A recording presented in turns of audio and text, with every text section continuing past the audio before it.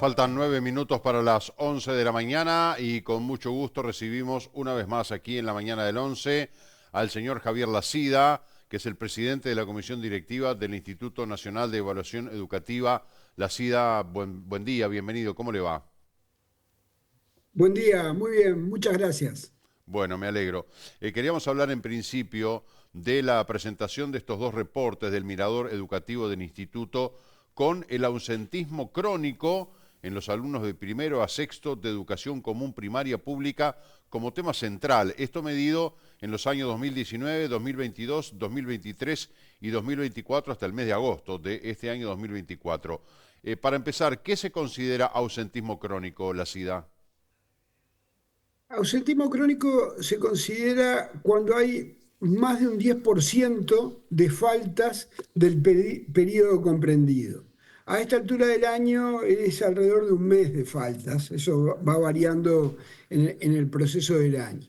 Y lo que nos preocupó es que llegó en agosto de este año al 66% que habían llegado a ese nivel que calificamos de ausentismo. Primaria tiene claro que el ausentismo es un problema, es un desafío desde hace muchos años, esto no es reciente, aunque es de las pocas cosas que se observa un deterioro junto con la pandemia. No se puede decir que esto sea efecto de la pandemia, porque requiere un estudio más a fondo, pero lo que es cierto es que en Uruguay, igual que en muchos otros países, en la pandemia este problema, que ya era muy alto, fíjense que el ausentismo crónico en el 2019, antes de la pandemia, era casi la mitad, un 46%,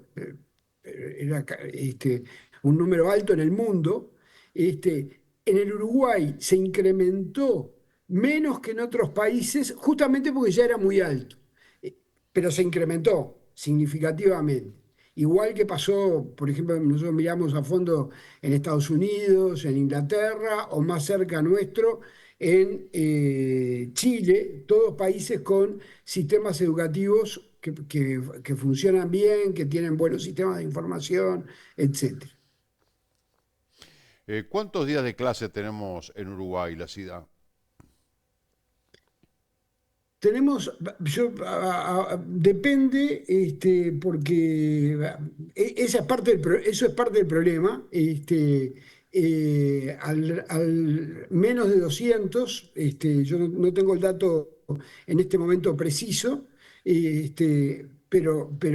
además el dato varía incluso por centro educativo. No es nada fácil de identificar, porque los paros son desiguales, eh, especialmente más en media que en primaria. Este informe es solo para primaria. Nosotros suponemos que queremos hacerlo también para media y suponemos que va a ser más crítico. En media nosotros identificamos que hay faltas hay demoras en designación de docentes durante varios meses, lo que achica el número de clases efectivamente dadas. O sea que no es un número fácil y es otro desafío en todo caso, eh, simultáneo a este y sinérgico con este, que es aumentar el número de días de clases efectivas durante el año.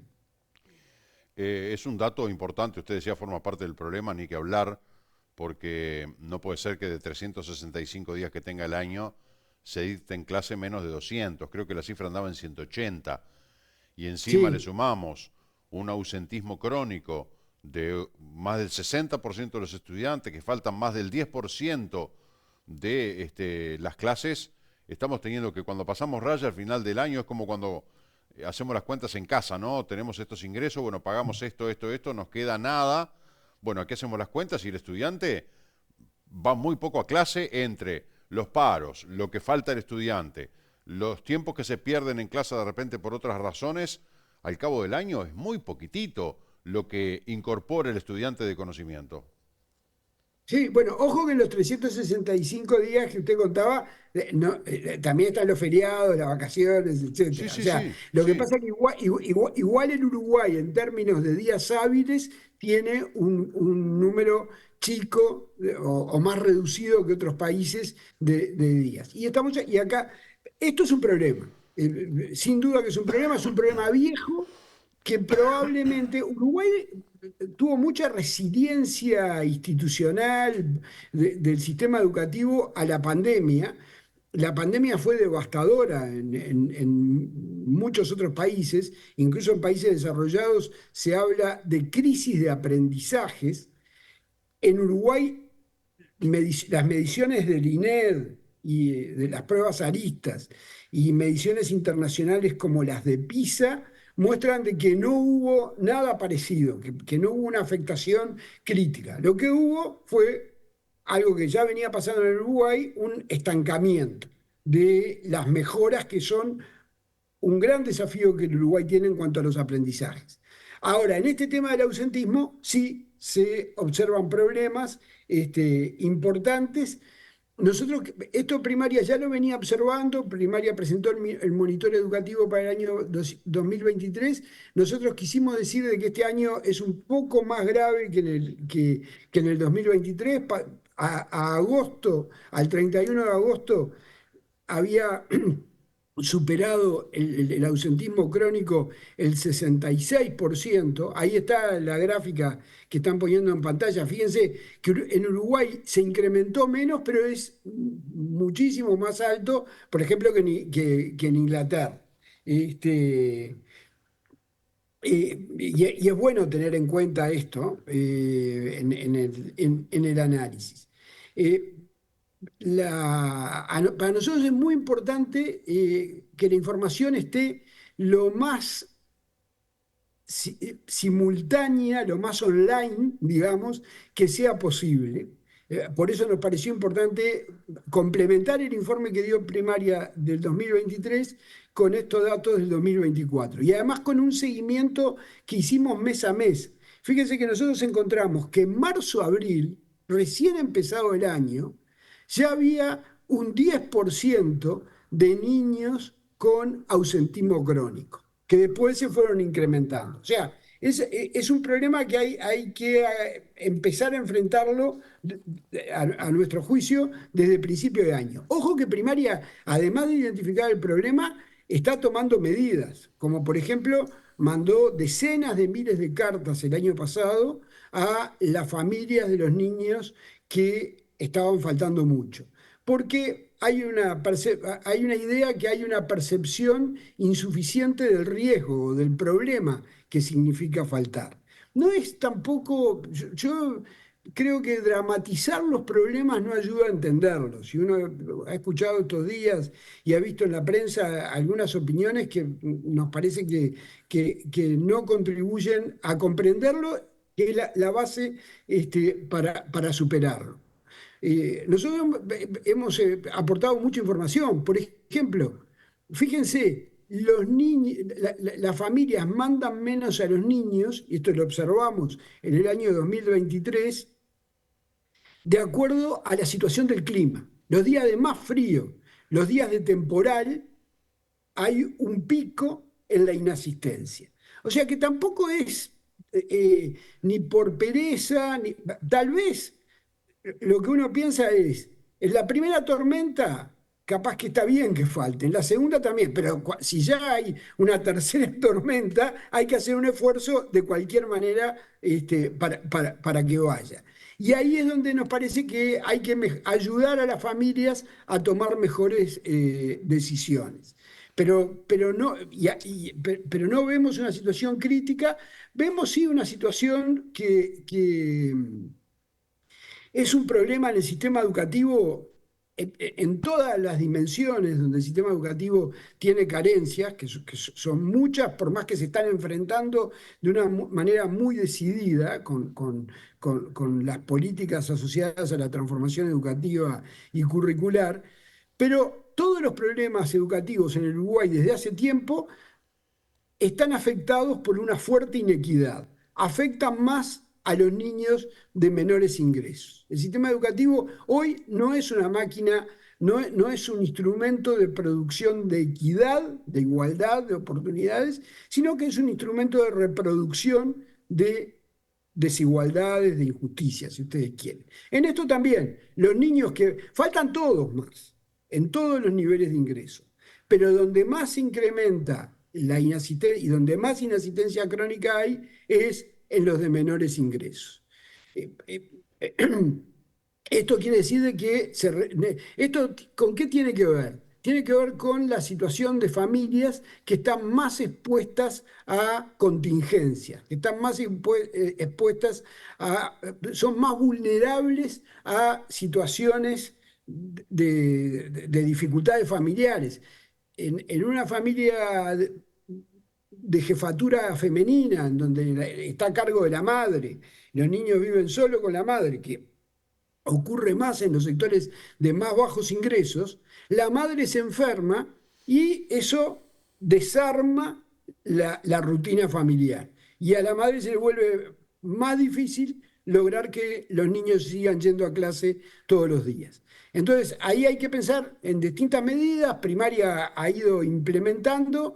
Nosotros tenemos la impresión de que hay que seguir mirando el fenómeno y seguir evaluando las medidas que se van tomando. Usted hablaba de temas climáticos, que de repente esos días de tormenta hay un ausentismo elevado. También debemos poner arriba de la mesa el hecho de que cuando hay una alerta roja, ni que hablar, ¿no? Pero cuando hay una alerta naranja por No, parte de INUMED, no solamente por seguridad los padres decidimos no mandar a nuestros hijos, pero además desde el sistema educativo se da la tranquilidad de que no se va a pasar lista, no se va a poner la falta. Entonces también eso de, exacto. no lo dudo, donde haya un problema con el clima, no mando a mi hijo o a mi hija a estudiar por el riesgo en primer lugar, ¿no? Pero además, no, ahí lo de la pérdida de la percepción, ¿no? No pasa nada porque no le ponen la falta. Entonces son todos elementos que conjugan en un resultado final que no es para nada satisfactorio.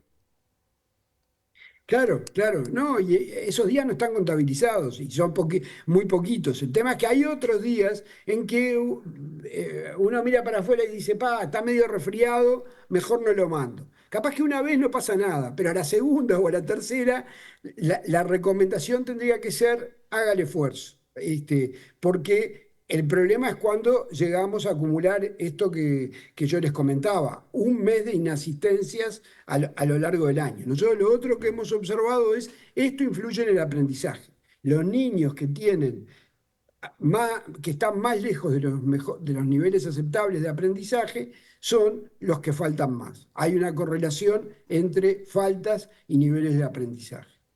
Ahora, antes, yo recuerdo en mi época estudiantil, uno podía perder el año por faltas, ¿no? O sea, si uno tenía 20, 30 faltas sin justificar en el año, directamente perdía el año. ¿Eso ha cambiado? ¿Se ha priorizado la promoción de que no sea ese un elemento de repetición? Porque también han bajado los índices de repetición, pero no por una mayor y mejor formación de los estudiantes, sino por el impulso de, bueno, promover y promover. Así tenemos, recién leíamos un titular, que los estudiantes que llegan a la UDELAR, estamos hablando de la facultad, el 40% no sabe resolver la mitad de los temas vinculados a una lectura crítica. Facultad. Es decir, que eso viene ya con un antecedente de una deficiente formación en primaria y en secundaria. Sí, lo de la deficiente formación es así y es un desafío que yo creo que ha intentado encarar bien la transformación curricular, estableciendo diálogos con las universidades para definir cuál es la formación que le facilite la continuidad educativa. Y asistir, la presencialidad es la condición necesaria, no suficiente, necesaria para que puedan ocurrir los aprendizajes. Yo no vincula, lo que no relacionaría es faltas con repetición, porque la falta y la repetición tienen un elemento común positivo, que es la enorme capacidad que primaria ha tenido de identificar este problema y de registrarlo. Nosotros estamos seguros que estas faltas son las que son, porque primaria tiene un buen sistema de registro, algo que nos genera más duda en secundaria y en U. Entonces, eso, primero, es bueno mirar frente a un problema cuáles son las capacidades que uno tiene para enfrentarlos. Ahora, que la respuesta a eso sea la repetición, ahí es donde la opinión informada, basada en investigación, muestra contraintuitivamente de que la repetición no es una buena solución. Fíjese qué interesante lo que usted decía. Eh, desde hace mucho, la repetición viene bajando desde hace mucho tiempo en el Uruguay. Y a mí me parece, y no mejoraron, decía usted con razón, los niveles de aprendizaje. Tampoco empeoraron. Es bueno mirarlo eso, ¿no? Entonces, quiere decir de que no quedan repetidores, pero no por eso se deterioran los aprendizajes. Hay otros mecanismos que yo creo que se han profundizado mucho con la transformación curricular del año 2022, se han ajustado, se han sistematizado. El sistema educativo desde hace tiempo, y yo creo que especialmente a partir de la reforma del 2022, desarrolla otras herramientas. Igual están basadas y es fundamental la información, saber y saberlo casi diría al día siguiente. Por eso para nosotros es importante este informe que recogió y sistematizó la información que tiene el propio sistema educativo. Nosotros estamos conectados hoy, en este periodo, eso fue una iniciativa, crear una mesa de datos del Ministerio de Educación, nosotros estamos conectados directamente a las bases de datos de la ANEP. Saber que el niño faltó es fundamental. La reacción a eso, la respuesta a eso, no nos parece que tenga que ser la repetición. No es la buena respuesta.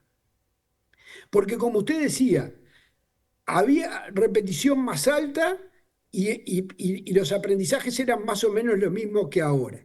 Y además, cuando usted mira la historia de cada niño, encuentra que los niños que repitieron, son, por ejemplo, esto está muy estudiado en Uruguay y en el mundo, los primeros que abandonan. ¿Eso qué quiere decir?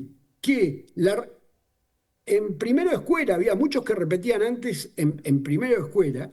En primero de escuela se identifica que el niño no llegó al aprendizaje de lectura y escritura esperado. Se lo deja repetidor. Ese mecanismo, a la larga, termina siendo un fracaso, porque ese niño que quedó repetidor en primero de escuela es el primero que abandona unos pocos años después en primero de liceo, y con déficit de lectura y escritura. Entonces, el mecanismo adecuado es el que se está utilizando hoy de decir, ojo, fulanito no aprendió bien a leer y a escribir en primero. Reforcemos y mejoremos los mecanismos en segundo año para compensar ese déficit que trae de primero. Yo con esto me detengo un poco porque yo sé que la primera reacción frente a esto es decir, hay que ser más duros. No, y la respuesta nuestra es, no, hay que acompañar más, basado en sistemas exigentes de información. Pero no es que a la familia no les interese la escuela. Las familias necesitan tener más claro que es bueno que los niños asistan todos los días. Y probablemente haya sido un efecto no querido del COVID, al que insisto, el país tuvo muy buena capacidad de responder, pero tuvo muy buena capacidad de responder aprendiendo los niños en sus casas. Entonces es razonable. Yo, padre de un niño chiquito, digo, si durante el año 2020 y 2021 pudo aprender en la casa y sigue teniendo la ceibalita y sigue teniendo una serie de herramientas, capaz que no es tan importante que vaya. Ese es el esfuerzo que el sistema educativo uruguayo y otros sistemas educativos que tenían este problema mucho menos fuerte y que lo tienen más fuerte a partir del COVID, tenemos que hacer. Capaz que el mensaje ahí es en pensar en una educación híbrida, por lo menos, ¿no? Por más que la presencialidad es absolutamente indispensable e insustituible, pero hay toda una dinámica de las familias que han abrazado con mucho entusiasmo el tema de la virtualidad, porque permite otras cuestiones que la presencialidad no, pero bueno, sin duda que la presencialidad es lo mejor. La SIDA, tenemos que redondear la nota. Un comentario chiquito Sí, ahí. Porque es verdad, eso puede funcionar para algunos niños de algunas familias con mucha capacidad de acompañar los procesos de aprendizaje, pero hay evidencia que las modalidades híbridas tienen más dificultades donde las familias tienen más dificultades en la vida cotidiana, que son en los hogares de menores ingresos. Y el Uruguay tiene un desafío enorme en términos de equidad, de lograr mejorar la equidad en los aprendizajes. Hay mucha diferencia en lo que aprende. Entonces, yo no creo que en el corto plazo sea recomendable, si bien es una herramienta que está ahí, transitar por el camino de una modalidad híbrida. La SIDA, la última. Estamos en un cruce de camino, ¿verdad? A nivel de un cambio de Sí. gobierno. Tenemos una transformación educativa que se implementó en el año 2022, que va por etapas, que está en pleno desarrollo de implementación.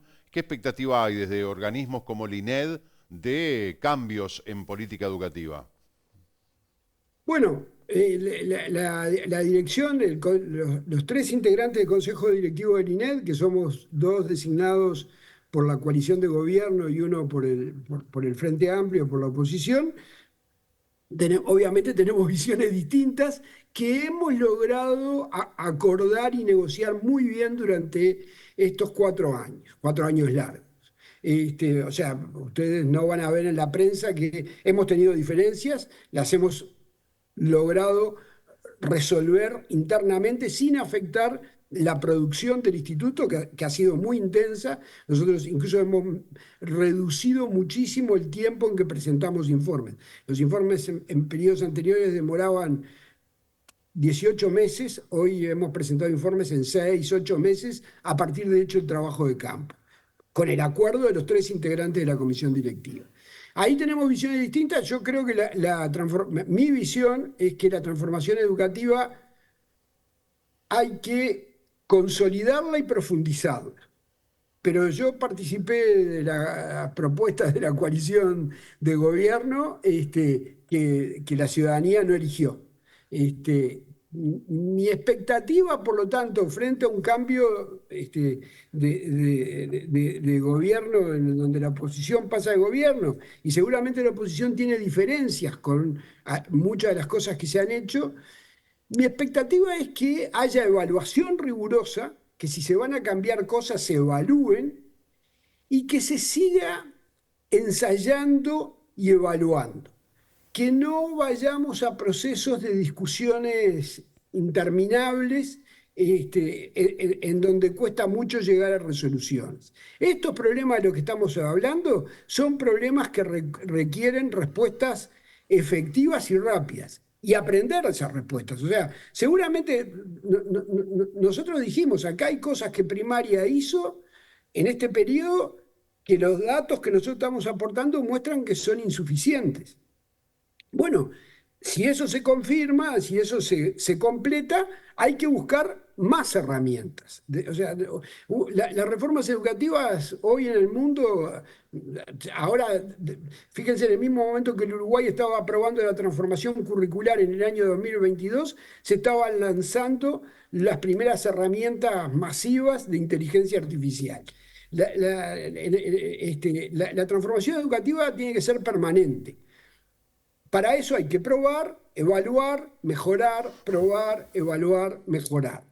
Con periodos de consulta y discusión que son imprescindibles, que tal vez tengan que mejorar con respecto a algunos, otros hicieron bien, yo entiendo, en este periodo, algunos otros por los apuros del COVID tal vez fueron demasiado cortos, pero con plazos y con toma de decisiones. Porque los niños y las faltas, en concreto en este tema que estamos hablando, no esperan. Empieza el año y empiezan, como mostramos nosotros con los datos, y empiezan a faltar. Tal cual. Javier Lacida, como siempre, un gusto recibirlo en nuestro programa. Gracias por su tiempo. Al contrario, muchas gracias a ustedes por el interés y el Un espacio. placer. Que le vaya muy bien. Hasta pronto. Bueno, Javier Lacida, presidente de la Comisión Directiva del Instituto Nacional de Evaluación Educativa. La conclusión siempre es ese sabor de insuficiencia en cantidad y en calidad para la educación. Vemos los estudiantes muy desestimulados, muy desmotivados, pensando en que son muchos años de estudio, con una calidad distinta, dependiendo, como decía la CIDA, del contexto socioeconómico. Los más vulnerables, la gente más humilde, los más pobres, son los que tienen más problemática en materia educativa. Y después el tema de las competencias con las que salen, egresan los estudiantes para insertarse en un mundo laboral, ¿no? Es decir, hay una serie de cosas que necesitan ser motivantes para que el estudiante transite toda la larga trayectoria educativa formal de la manera más ágil posible, pero también incorporar conocimientos. No estudiar para ir salvando exámenes y que el día que se recibe no tiene ni idea de lo que hace, que no digo que pase eso. Lo que digo es que esos indicadores que tenemos hay un alto porcentaje que no tiene comprensión lectora. En otro nivel educativo hay un alto porcentaje que no es capaz de hacer una lectura crítica y comprender lo que está leyendo.